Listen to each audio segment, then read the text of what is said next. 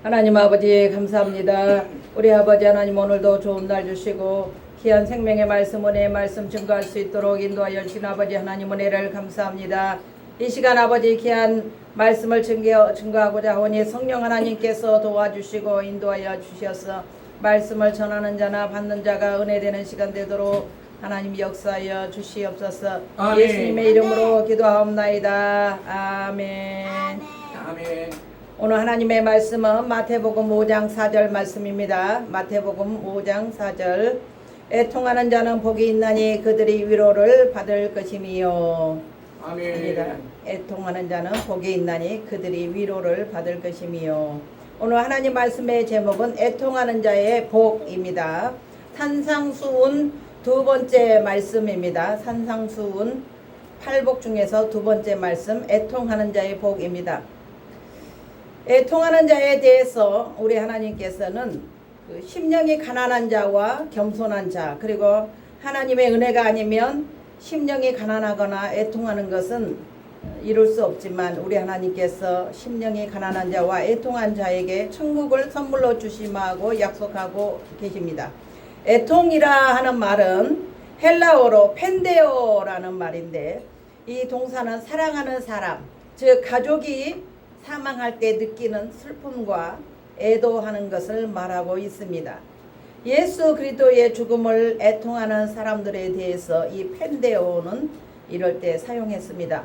누가복음 23장 28절의 말씀에는 예수께서 돌이켜 그들을 향하여 이르시되 예루살렘 딸들아 나를 위하여 울지 말고 너희와 너희 자녀를 위하여 울라. 보라 날이 이르면 사람이 말하기를 잉태하지 못하는 이와 해산하지 못한 배와 먹이지 못한 젖이 복이 있다 하리라 라는 말씀을 하셨습니다. 야고보서에서는 이런 말씀이 있습니다. 죄인들이 하나님 앞에서 스스로를 낮추는 마음으로 애통하며 울고 고나라고 야고보 사도는 말씀하고 있습니다. 예수님이 이렇게 말씀하신 이유는 AD 70년에 로마에게 예루살렘의 파멸로 인하여 그들과 그들의 자녀들이 죽게 될 것을 미리 아셨기 때문입니다. AD 70년에 이스라엘은 로마의 침략에 의하여 디도 장군에 의하여 멸망을 당했습니다. 본문에서 슬퍼하는 자, 애통하는 자란 무엇을 애통한다는 뜻일까요? 이제 죽은 사람에 대한 애통입니다. 아니면 또 죄에 대한 애통이라는 그런 의미도 있습니다. 본문에서 의미하는 애통이란 이사야 61장 1절로 3절 말씀에 메시아의 사역은 암흑시대에 살며 고난을 받는 하나님의 백성들을 위로하는 것임을 생각해 볼 때에 이스라엘의 그때 당시에 살았던 헐벗고 병들고 소외된 하나님의 백성들을 뜻한다고 볼 수 있습니다. 가난하고 외로운 자, 고통받고 희망이 없는 자에게 필요한 것은 하나님의 위로였으며 위로부터 오신 참 하나님 되신 예수님께서 약속하신 믿을 수 있는 참된 위로가 되었습니다. 첫 번째, 애통은 회개할 때 슬퍼하는 눈물입니다. 애통은 죄에 대하여 깊은 회개와 통회를 뜻합니다. 기독교 신앙생활에 있어서 눈물을 흘리며 회개하는 일이란 참으로 복되고 복된 아주 귀한 일입니다. 예수님의 수제자 베드로 사도는 닭이 2번 울기 전에 3번 나를 부인하리라 하는 예수님의 예언대로 예수님을 3번 부인하자 닭이 울었고 그의 눈이 순간 예수님의 눈빛과 마주치자 밖에 나가서 심히 통곡했다고 했고, 전설에 따르면 베드로는 닭이 울 때마다 평생을 회개하며 울었다는 말이 있습니다. 마태복음 26장 75절에 이에 베드로가 예수의 말씀에 닭 울기 전에 내가 3번 나를 부인하리라 하심이 생각나서 밖에 나가서 심히 통곡하니라 라고 말씀하고 있습니다. 사도 중에 회개하며 울었던 자가 또 있는데 그는 바로 사도 바울입니다. 그가 사도행전 8장 1절에 사울은 그가 죽임당함을 마땅히 여기더라 라고 했습니다.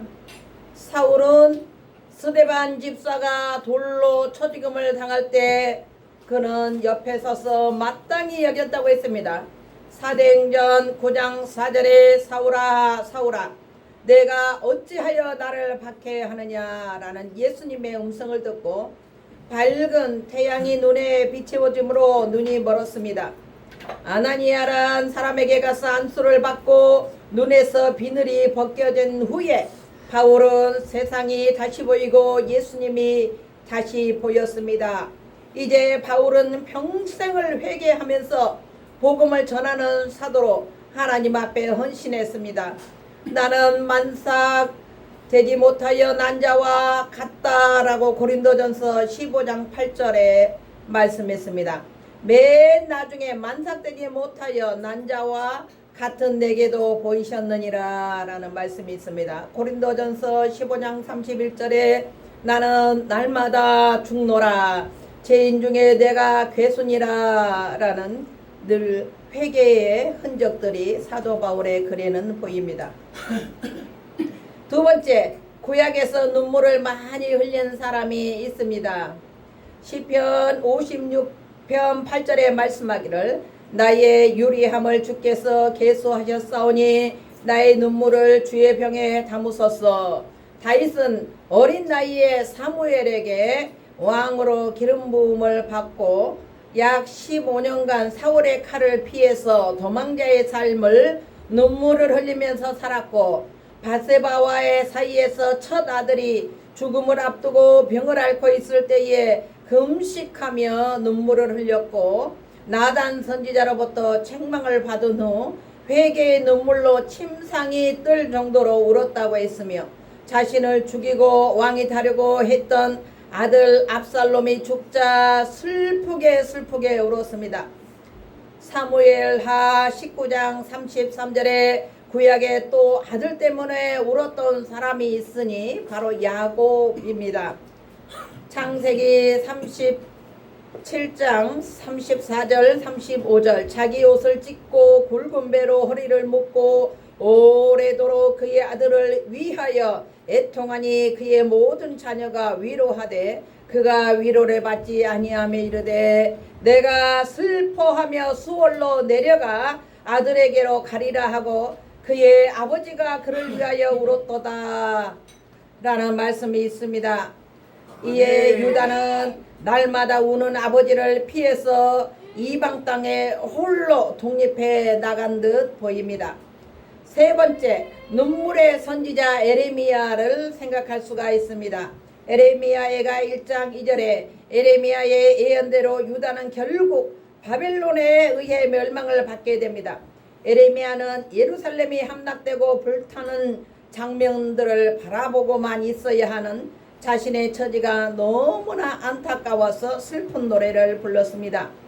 에레미야는 패역한 이스라엘 백성들이 하나님께 돌아오지 않고 나라가 멸망당하는 것을 보자 마음이 아파서 울었습니다.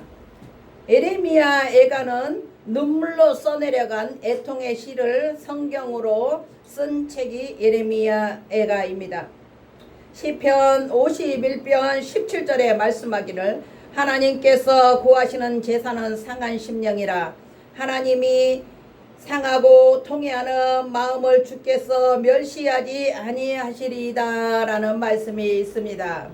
네 번째, 예수님께서 오셨습니다.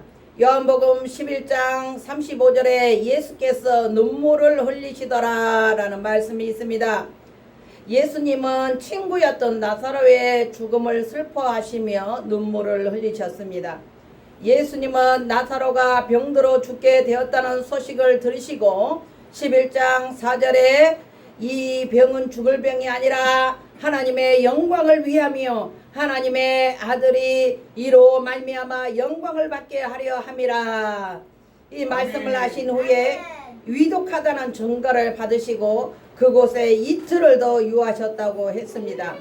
예수님께서는 나사로가 죽을 것을 아시고 살려내어 하나님께 영광을 돌리고자 하셨습니다. 마태복음 23장 37절 38절에 예루살렘아 예루살렘아 선지자들을 죽이고 내게 파송된 자들을 돌로 치는 자여, 암탉이 그 새끼를 날개 아래에 모음같이 내가 너의 자녀를 모으려 한 일이 몇 번이더냐. 그러나 너희가 원하지 아니하였도다.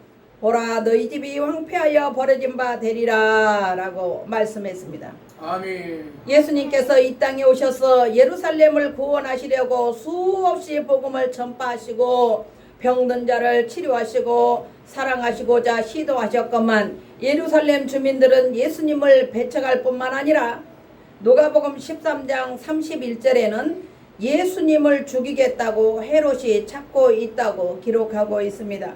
누가복음 13장 31절, 그때에 어떤 바리새인들이 나와서 이르되 나가서 여기를 떠나소서, 헤롯이 당신을 죽이고자 하나이다 라고 말씀하고 있습니다. 아멘. 이렇게 예수님은 자기 친구 병든 나사로가 죽었을 때도 눈물을 흘리셨고, 예루살렘을 바라보시고 예루살렘 성을 바라보시고 멸망할 것을 예언하시면서 우셨습니다. 이제 곧 주님은 십자가를 앞두고 계셨습니다. 이사야 61장 1절로 3절에 말씀하기를, 주 여호와의 영이 내게 내리셨으니 이는 여호와께서 내게 기름을 부사 가난한 자에게 아름다운 소식을 전하게 하려 하심이라. 나를 보내사 마음이 상한 자를 고치며 포로된 자에게 자유를, 갇힌 자에게 노임을 선포하며 여호와의 은혜의 해와 우리 하나님의 보복의 날을 선포하여 모든 슬픈 자를 위로하되, 무릇 시온에서 슬퍼하는 자에게 화관을 주어 그 죄를 대신하며 기쁨의 그 이름으로 그 슬픔을 대신하며 찬송의 옷으로 그 근심을 대신하시고 그들이 의의 나무 곧 여호와께서 심으신 그 영광을 나타낼 자라 일컬음을 받게 하려 하심이라. 아멘. 이사야 선지자는 예언하기를, 700년 후에 장차 오실 메시아는 가난과 불행과 억압으로부터 구원하시고 은혜의 해를 선포하실 것이며, 먼저 인간의 병든 마음을 고쳐서 하나님께로 돌아오게 하며 또 인간의 실제적인 불행과 사회적인 고통으로부터 회복시키시는 일을 하시는 분이십니다 라고 예언했습니다. 아멘. 아멘. 다섯 번째, 죄를 회개하고 애통하는 자는 구원을 받습니다. 예수님은 지금도 날마다 애통하는 자는 구원을 받는다는 말씀을 하셨습니다. 날마다 순간마다 저와 여러분들을 천국으로 인도하고 천국 백성이 되기 위하여 예수님께서는 우리에게 말씀하고 계십니다. 교회로 나오기를 하나님의 은혜를 사모하며 성경을 읽도록 기도하라고 부르시고 계십니다. 아멘. 애통은 자기 중심적 슬픔이 아니라 하나님 앞에서 자신의 죄와 무능함과 연약함을 인정하는 거룩한 슬픔입니다. 애통의 진정한 복은 하나님과의 관계 회복에 있습니다. 이제 회개의 요소는 죄를 슬퍼하고 눈물을 흘리며 통회하며 애통하는 것이 회개에 이르는 길입니다. 아멘. 이렇게 애통을 겸한 회개가 동반될 때 하나님의 긍휼하심과 이루하심을 받게 되고 진정한 천국의 백성이 될 것입니다. 아멘. 오늘도 예수님께서는 저와 여러분들에게 천국의 잔치에 부르고 계십니다. 예수님은 하나님 백성에게 내주하시고 동거하시기를 원하시고 하나님의 따뜻한 사랑과 자비를 베풀어 주시기를 원하고 계십니다. 아멘. 우리가 천국에 가려면 많은 전도도 해야 되고 기도도 많이 해야 되고 구제도 많이 해야 되고 하나님 앞에 많은 봉사도 해야 되지만, 예수님께서 이 땅에 오셔서 가장 먼저 증거하셨던 말씀에 회개하라 천국이 가까이 왔느니라 라고 말씀하신 것처럼 이 산상수훈의 팔복이 이루어진 자가 천국을 차지할 수 있는 자입니다. 할렐루야. 아멘. 우리는 천국에 가기 위해서는 산상수훈의 팔복을 온전히 다 통과해야 합니다. 이 팔복의 말씀을 우리 심령 가운데 온전히 이루어진 자는 천국을 소유할 수 있는 천국 백성이 되는 것입니다. 아멘. 이러한 하나님의 위로는 회개의 눈물을 흘리고 하나님께로 나오는 자들에게 우리 하나님은 천국을 허락하시는 것입니다. 결론의 말씀이 되겠습니다. 천국의 문은 자신이 지은 죄를 애통하며 내가 죄인임을 인정하고 회개하는 자에게 천국 문은 열릴 것입니다. 아멘. 날마다 입술에 거짓을 버리고 진실을 말하는 입술이 되고 하나님을 찬양하는 입술이 되고 말씀을 전파하는 입이 되고 애통하고 지은 죄를 슬퍼하는 자가 되어서 참 하나님의 위로가 그리고 구원의 축복이 임하시는 저와 여러분들이 되시기를 예수님의 이름으로 축원합니다. 아멘. 기도하겠습니다. 하나님 아버지 감사합니다. 오늘 애통하는 자의 복에 대해서 하나님의 말씀을 증거했습니다. 우리가 날마다 우리의 자신의 무능함과 지은 죄를 생각하며 회개하고 애통하며 눈물을 흘리는 자가 되게 하시고 우리 마음에 진정한 회개가 임하는 귀한 축복이 오늘도 임하게 하여 주시옵소서. 감사하고 예수님의 이름으로 기도드리옵나이다. 아멘.